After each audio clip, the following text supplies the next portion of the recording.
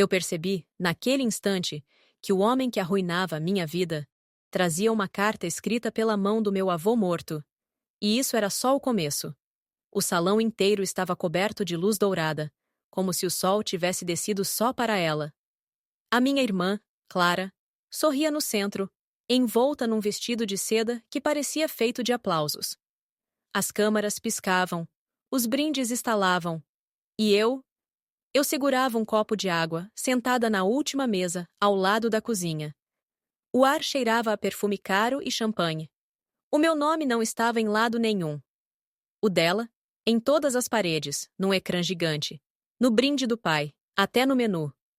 Noite clara. És tu que trataste das flores? Perguntou-me uma das tias, com aquele tom que fere devagar. Sim, respondi. Ficaram discretas, mas bonitas. E afastou-se antes de terminar o elogio. Foi então que a porta do salão se abriu com um som metálico. Um homem entrou, alto, de casaco escuro, sem convite. O segurança hesitou, mas ele ergueu um envelope castanho e disse algo que gelou o ar. Tenho uma mensagem do Sr. Antônio Figueira. O nome do meu avô. Morto há 7 anos. As conversas morreram. O pai levantou-se, o olhar tenso. Clara soltou um riso nervoso. Deve ser algum engano, disse ela, pousando o copo. O avô já não manda mensagens. O homem ignorou-a e veio até mim. O som dos seus sapatos parecia cortar o chão. Parou diante da minha mesa e estendeu o envelope. Isto é para si. Instruções pessoais. Senti o coração bater nos ouvidos. No canto do envelope, reconheci a caligrafia tremida do meu avô. O pai aproximou-se, a voz baixa, firme. Mostra-me isso. Não, respondi, surpreendida comigo própria. É dirigido a mim. Silêncio. O tipo de silêncio que envergonha as paredes. Clara tentou rir outra vez, mas a voz falhou-lhe. Mariana, por amor de Deus, estás a fazer uma cena? Abri o envelope. Dentro, apenas uma folha e uma chave pequena, enferrujada. A letra dele, ainda firme nas primeiras linhas. Se estás a ler isto, é porque escolheram apagar-te. Mas há coisas que nem o esquecimento consegue enterrar. As mãos tremiam-me, mas li até o fim. O último parágrafo era um golpe. Não assines nada, mesmo que te peçam. Tudo o que é teu, há de encontrar-te. A mãe arrancou-me a folha das mãos. Isto é uma brincadeira! Gritou. Um truque barato! Mas o olhar dela denunciava o contrário. Vi medo, rápido como um relâmpago. Clara olhou para ela, confusa. Mãe, o que está a acontecer? O pai agarrou-me o braço com força. Mariana, dá-me a chave. E eu percebi. Eles sabiam. Sempre souberam. Lá fora, os fogos de artifício rebentavam pelo sucesso da minha irmã. Mas aqui dentro, o ar ficou denso, pesado, como se o salão se enchesse de fumo invisível. Soltei o braço, deixei a chave deslizar para o bolso do meu vestido e afastei-me, sem dizer nada. As vozes seguiam-me. O nome dela, o riso falso, as desculpas apressadas. Eu saí para a noite fria, com o envelope apertado na mão. Foi nesse instante que comecei a pensar. Quando tudo começou. O dia seguinte nasceu cinzento, como se o céu também quisesse esconder alguma coisa. A carta do avô estava sobre a mesa, dobrada, com o vinco já gasto de tanto a reler. A chave, fria, pequena, quase ridícula, parecia zombar de mim. Durante o pequeno almoço, ninguém mencionou o que se passara no salão. O pai lia o jornal como se nada tivesse acontecido. A mãe falava ao telefone com o tom controlado de sempre. E Clara dormia até tarde, como uma rainha sem culpa. Mas eu vi. Vi como o olhar do pai se demorava sobre mim, rápido demais, duro demais. Vi como a mãe evitava cruzar os olhos comigo. Peguei no casaco e saí antes que dissessem o meu nome. A cidade ainda cheirava a festa. Balões murchos nas ruas, restos de confete colados ao chão. No autocarro, as pessoas falavam sobre o evento da Grande Clara Figueira. Uma mulher atrás de mim dizia: aquela rapariga é um orgulho nacional. E bonita, meu Deus! E um homem respondeu: a irmã dela também estava lá, não estava? A mais simples. Acho que é professora. Senti o rosto aquecer. Sim, era professora. E, ironicamente, ensinei aqueles que a sociedade não aplaude: os esquecidos, os inquietos, os filhos de ninguém. O autocarro passou pela escola. As crianças correram para mim assim que entrei. Professora Mariana!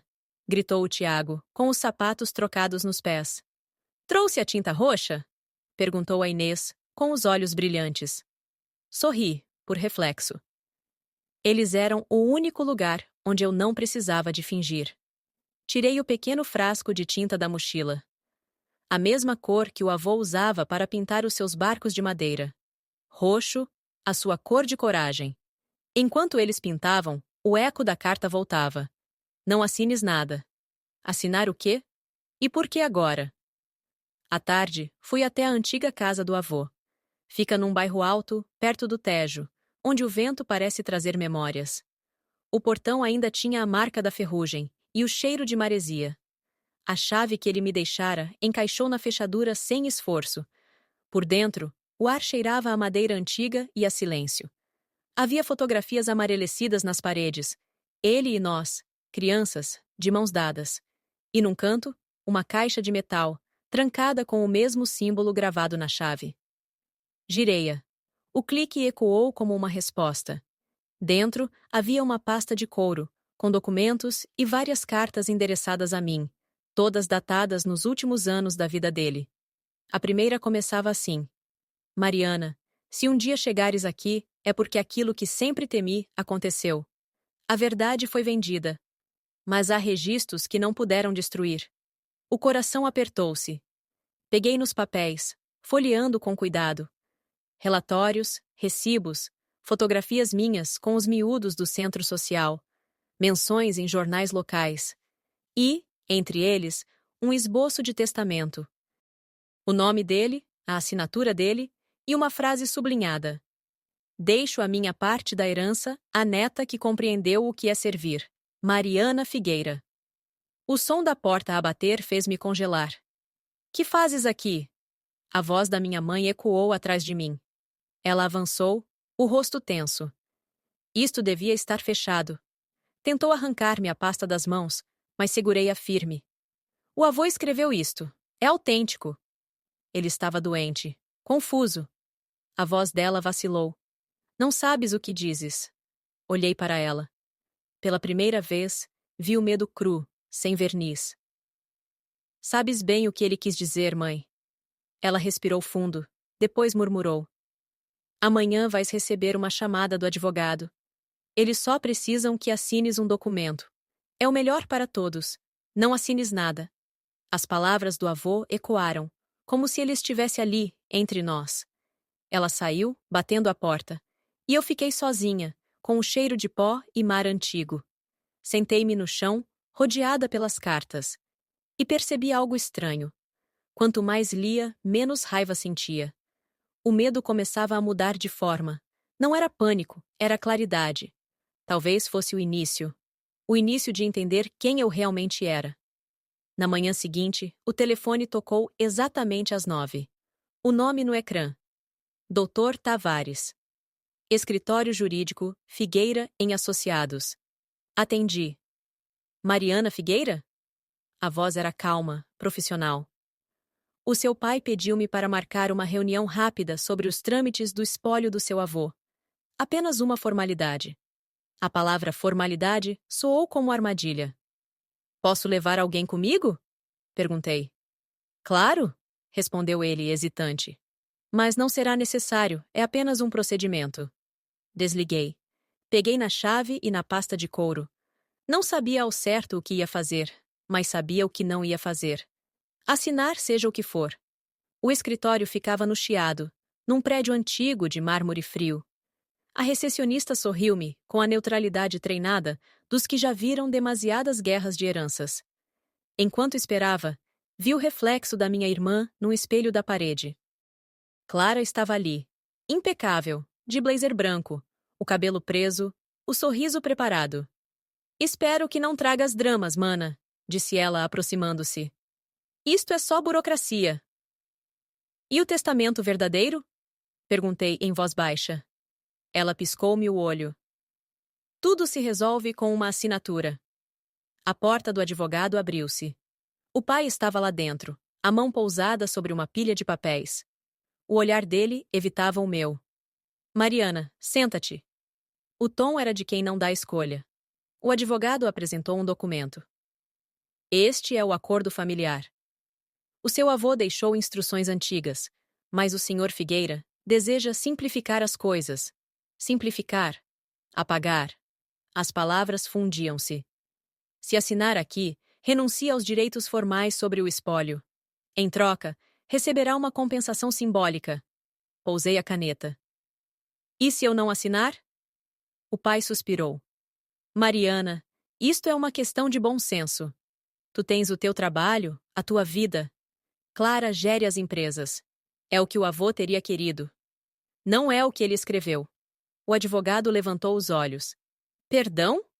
Tirei da pasta a cópia do testamento, a caligrafia do avô, ainda viva nas linhas tortas. Coloquei-a sobre a mesa. Isto estava na casa dele, com a chave que ele me deixou. O silêncio foi espesso. Clara riu, um riso curto, tenso. Estás a inventar. Então chama um perito, disse eu. A tinta, o papel, tudo é dele. O pai levantou-se. Chega! Vamos resolver isto dentro da família. A família resolveu demais em silêncio, respondi, surpreendendo-me com o tom da minha própria voz. Agora vai resolver à luz do dia. Peguei na pasta e saí. No café em frente, sentei-me com o café frio e um caderno aberto. Precisava de pensar, de entender o próximo passo. A rua estava cheia de turistas, vozes em 1000 línguas, risos. Tudo parecia tão vivo, enquanto eu me descolava da minha própria pele. Está tudo bem? Perguntou um homem de mesa ao lado. Tinha cabelo grisalho, um casaco gasto e olhos gentis. Depende, respondi. Já alguma vez descobriu que a sua família tentou apagar o seu nome? Ele sorriu, sem surpresa. Já. Era contador numa empresa familiar. Roubaram-me anos de trabalho. O truque é simples. Eles convencem-nos de que a nossa invisibilidade é paz. Olhei para ele. E o que fez? Comecei a escrever tudo. Cada mentira, cada prova. Quando mostrei, já não precisavam acreditar em mim. Tinham de aceitar. As palavras dele ficaram a ecoar. Escrever tudo. Abri o caderno e comecei a listar datas, nomes, sinais. A professora dentro de mim organizava os factos com a precisão de quem quer ensinar o mundo a ver direito. E pela primeira vez, senti algo que não era medo. Era direção. À noite, voltei para casa com uma decisão que não disse a ninguém. Não ia destruir a família, mas também não ia deixá-los destruir o legado do avô. Amanhã, iria até ao Tribunal de Lisboa. Não para gritar, mas para existir no papel. Antes de dormir, reli a carta mais curta do avô. Quando todos te chamarem teimosa, é sinal de que estás perto da verdade. Sorri. Era isso. Eu estava perto. Chovia quando cheguei ao tribunal. O chão refletia os candeeiros, como se o mundo estivesse de cabeça para baixo. Segurava a pasta de couro contra o peito, como se fosse um escudo. Dentro dela, o testamento, as cartas e um nome que começava a pesar. Mariana Figueira, neta de Antônio, filha dos que esqueceram. Na recepção, uma funcionária perguntou: Tem advogado? Ainda não, respondi. Só provas. Ela olhou-me com pena e entregou um impresso. Requerimento de verificação de testamento. As palavras pareciam maiores do que eu. Preenchi, com a caneta a falhar de tinta. No meio das linhas legais, percebi que estava sozinha. No café do átrio, Clara esperava-me. O guarda-chuva dela era branco, imaculado, sem uma gota. Mariana, o que é isto? Perguntou sem sentar-se. O pai está furioso. Vais destruir a nossa reputação. A tua reputação, corrigi. Ela pousou as mãos sobre a mesa. O avô estava velho, confuso. Tu não entendes de negócios. Não entendes do que está em jogo. Eu entendo de verdade, disse. E ele também entendia. Clara suspirou. Olha para ti. Achas que alguém vai acreditar? Uma professora de bairro contra a família Figueira? A frase feriu mais do que devia. Fiquei em silêncio. Ela levantou-se, com o tom de quem dá sentença. Ainda podes recuar. Assina, e ninguém precisa saber. Saiu, deixando um rasto de perfume caro e desprezo. À tarde, quando voltei à escola, os miúdos estavam a pintar murais no pátio. O Tiago veio ter comigo com as mãos roxas. Professora, fizemos um barco igual ao do teu avô, gritou. O barco era tosco, mas vibrante. No casco, em letras trêmulas, estava escrito: Coragem é continuar. A garganta apertou-se. Fingi sorrir. Está lindo, Tiago. Mas a cabeça já não estava ali. Eu via o tribunal, o rosto da minha irmã, o olhar do meu pai. Frio, calculado. Ao fim do dia, recebi uma chamada anônima. Uma voz masculina, calma demais. Mariana Figueira, é melhor desistir. Não quer que certas coisas da sua vida venham à tona, pois não? Quem fala? A chamada caiu. O chão pareceu mover-se. Sentei-me no degrau da escola, o vento úmido a bater no rosto. Foi aí que percebi. Não era apenas uma luta por um papel. Era uma tentativa de apagamento. Outra vez. Naquela noite, sonhei com o avô. Ele estava sentado no velho barco roxo, a remar contra um rio escuro. Não pares, disse. Mesmo que não vejas a margem. Acordei a suar. O relógio marcava 3 da manhã. Fui à sala, liguei o computador e comecei a escrever. Relatório após relatório, datas, assinaturas, cópias digitalizadas. Organizei tudo num dossiê com o nome. Prova de existência. De manhã, o pai esperava-me à porta. O casaco dele estava impecável, como sempre. Mariana, entra no carro. Vamos conversar. Prefiro ficar em pé. Ele inspirou fundo. Estás a destruir o que construímos. Eu só estou a mostrar o que esconderam. O olhar dele tornou-se duro. Ah! O teu avô sempre quis proteger-te, mas não tinhas capacidade para lidar com certas coisas. Por isso ele deixou a gestão para nós. Gestão não é roubo, pai. Ele fez um gesto rápido. Um tapa no ar, que não chegou a tocar-me, mas cortou o espaço entre nós como uma lâmina. Chega, Mariana. Ficamos frente a frente. Ele voltou ao carro e partiu. Quando a porta fechou atrás de mim, a coragem fugiu toda de uma vez. As mãos tremiam, o peito ardia. Sentei-me no chão, o corpo dobrado, e deixei o choro vir sem som. No reflexo da janela, vi-me com o rosto inchado, os olhos vazios. Parecia uma estranha. O vidro embaciou com a minha respiração. Desenhei com o dedo uma pequena chave, a do avô, e deixei-a desaparecer com o vapor. Ali, no silêncio, percebi que o fundo tinha chegado. O chão não existia mais.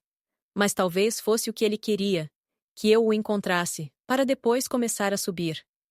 No dia seguinte, o corpo ainda pesava como se o chão me puxasse para baixo. Mas havia algo novo no ar. Uma espécie de raiva lúcida, quase calma. O fundo tinha um som, percebi. Silêncio absoluto. E no silêncio, comecei a ouvir o que o avô tentava dizer nas entrelinhas. Peguei novamente nas cartas. Uma delas, mais pequena, tinha manchas de tinta roxa. Lia-se: Se algum dia fores forçada a calar, procura o homem que guardou as minhas promessas. Ele vive onde o rio toca o mar. O rio, o mar. Alcochete. Lembrei-me das tardes em que o avô me levava lá, para ver os barcos a regressar. Apanhei o autocarro no fim da manhã.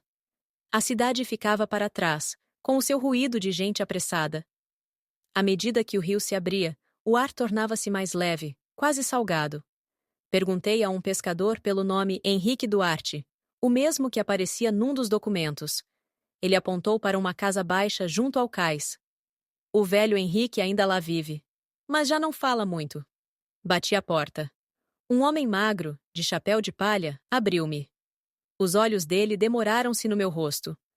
Tu és a neta do Antônio. Ele dizia que um dia vinhas. Entrei. A casa cheirava uia madeira molhada e café antigo. Henrique trouxe uma caixa de sapatos, cheia de envelopes amarelados. Ele deixou-me isto, com instruções para só entregar à netinha que entende o que é servir. Abri o primeiro envelope. Dentro, uma fotografia do avô com crianças. Não nós, os netos oficiais, mas miúdos pobres do bairro onde trabalho agora. Atrás da foto, uma dedicatória. O verdadeiro legado é o que melhora a vida de quem nunca te poderá pagar de volta. Henrique suspirou.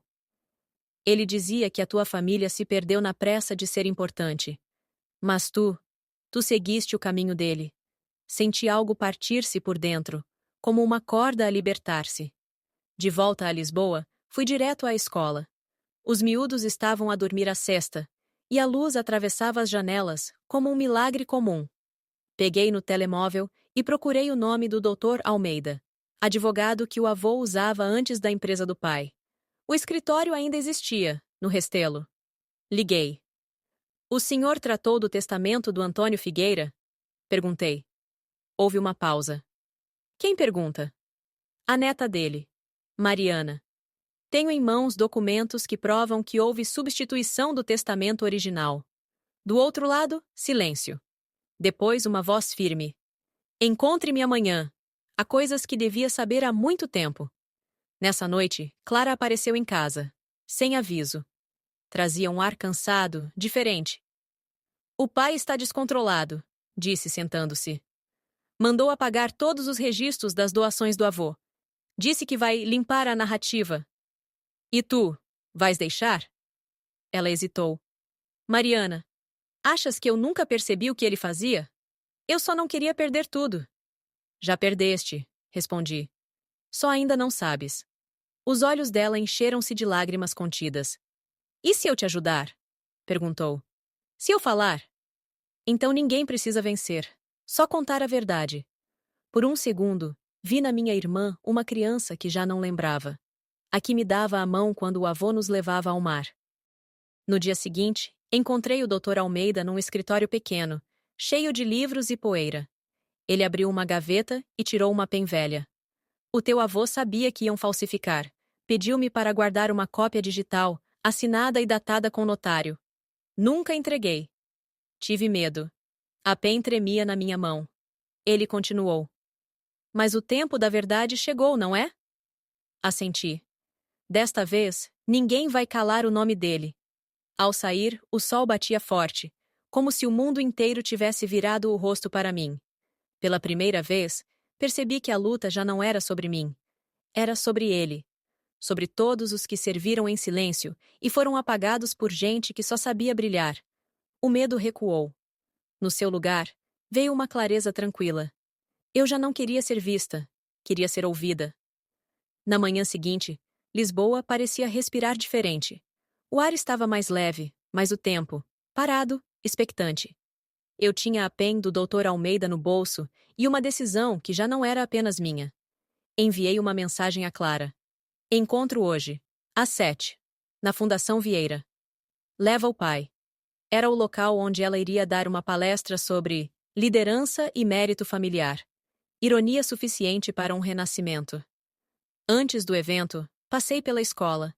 As crianças tinham preparado um mural novo, enorme, pintado com tinta roxa.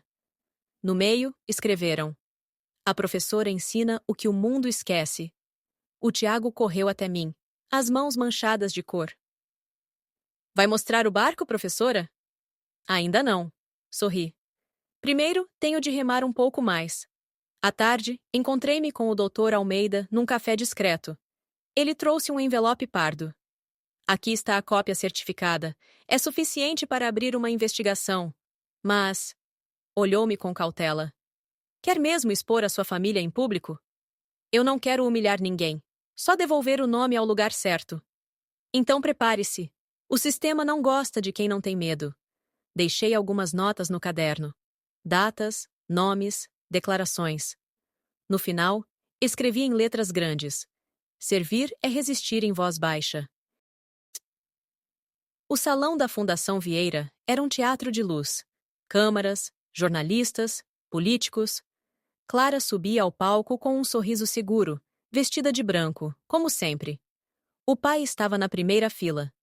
Eu entrei por uma porta lateral. Ninguém reparou em mim. E isso era perfeito. No ecrã gigante, apareceu a frase de abertura da palestra: "O sucesso é a herança mais nobre." O público aplaudiu, mas de repente a imagem tremeu e substituiu-se por um documento digital: o testamento verdadeiro. O nome do avô, o carimbo do notário, a data. Um murmúrio varreu a sala. As luzes piscavam. No canto inferior, a assinatura de Antônio Figueira e a frase final: "Deixo a minha herança à neta que serviu, não a que se exibiu." O pai levantou-se, o rosto branco. "Quem fez isto?" gritou. A voz dele ecoou no microfone que Clara segurava. Ela virou-se, os olhos fixos em mim, que já estava no fundo da sala. "Fui eu", disse ela sem hesitar. "Fui eu que trouxe a verdade." O público murmurou em choque. O pai tentou puxá-la pelo braço, mas ela libertou-se. "Chega, pai. O avô tinha razão. Passamos a vida a comprar respeito com mentira." Eu fiquei imóvel. O plano não era que ela se queimasse comigo. Mas havia algo inevitável na forma como a verdade se espalha, como tinta num tecido molhado. O Dr. Almeida apareceu discretamente ao meu lado. "A imprensa já recebeu o dossiê", murmurou. "Agora é imparável." O pai saiu sob vaias contidas. Alguns aplausos dispersos começaram, tímidos, depois firmes. Clara desceu do palco, passou por mim e sussurrou: "Obrigada por me deixares cair do lado certo." No exterior, o ar cheirava a chuva recente. As ruas estavam cheias de gente, e pela primeira vez eu sentia o murmúrio da multidão como algo vivo. Não ameaça, mas testemunha. O telefone vibrou. Uma mensagem anônima. "Ele não vai parar. Cuidado!" Levantei os olhos. Do outro lado da rua, vi o carro do pai desaparecer no trânsito. Voltei à escola tarde, quase de noite. As crianças já tinham ido, mas o mural roxo brilhava sob a luz dos candeeiros. Sentei-me no chão, cansada e leve. O eco dos aplausos ainda me rodava na cabeça. Não era triunfo. Era fim de uma mentira. Peguei no pincel esquecido e desenhei sobre o mural uma pequena chave. Depois escrevi por baixo, em letras miúdas: "O valor de alguém mede-se pelo que ele desperta nos outros." Quando me levantei, percebi que já não precisava que ninguém dissesse o meu nome. O mundo finalmente o pronunciava, em silêncio. O dia seguinte amanheceu com Lisboa em alvoroço. Os jornais exibiam manchetes em letras negras: "Testamento oculto de Antônio Figueira expõe fraude familiar." As televisões repetiam o vídeo da palestra, a sala em silêncio, o rosto do meu pai congelado no instante em que a verdade o atingiu. Eu assistia em casa, sentada à mesa da cozinha, o café a arrefecer. O telefone tocava sem parar. Jornalistas, conhecidos, até estranhos. Não atendi nenhum. Lá fora, ouvi crianças rirem-se a caminho da escola. O som devolveu-me o chão. Era por isso que tudo tinha começado. Ao meio-dia, recebi uma mensagem do Dr. Almeida. "Audiência extraordinária. Tribunal de Família e Sucessões. Diz-se yours." Respirei fundo. O momento que o avô previra chegara. Vesti-me simples, calças escuras, blusa branca, cabelo preso. No espelho, vi uma mulher que parecia feita de silêncio e propósito. À porta do tribunal, Clara esperava-me, sem maquilhagem, com o olhar firme. "Ele vai tentar inverter tudo", disse. "Vai dizer que forjaste os documentos. Então deixemos que ele fale, e que as provas falem mais alto." Entramos juntas. A sala estava cheia. Jornalistas, curiosos, até professores meus da infância. O juiz pediu ordem. O pai sentava-se diante de nós, o rosto pálido, mas o olhar ainda arrogante. "Mariana Figueira", começou ele, a voz pausada, "adulterou documentos confidenciais e divulgou material falso à imprensa. Peço que a lei reconheça a falsificação e anule qualquer alegado testamento." O juiz virou-se para mim. "Senhora Figueira, tem algo a dizer?" Levantei-me. "Tenho, meritíssimo." Abri a pasta e tirei a pena entregue pelo Dr. Almeida. "Aqui está o ficheiro original, assinado digitalmente por notário há 8 anos. Há também registros das transferências e do projeto social financiado pelo meu avô, o mesmo que a empresa dos meus pais ocultou." Entreguei-a ao oficial. O juiz observou em silêncio. O pai tentou intervir. Isso é uma mentira. Esse homem, o Almeida, está senil. Mas nesse momento, a porta do tribunal abriu-se. O velho advogado entrou, apoiado numa bengala. Ainda lúcido o suficiente para confirmar a verdade, disse, firme. A sala murmurou. O juiz acenou. A prova é válida. Clara olhou para o pai. Pai, chega! Ele manteve-se imóvel. Tu também me traíste, murmurou. Ela baixou os olhos. Não, pai. Só parei de te proteger.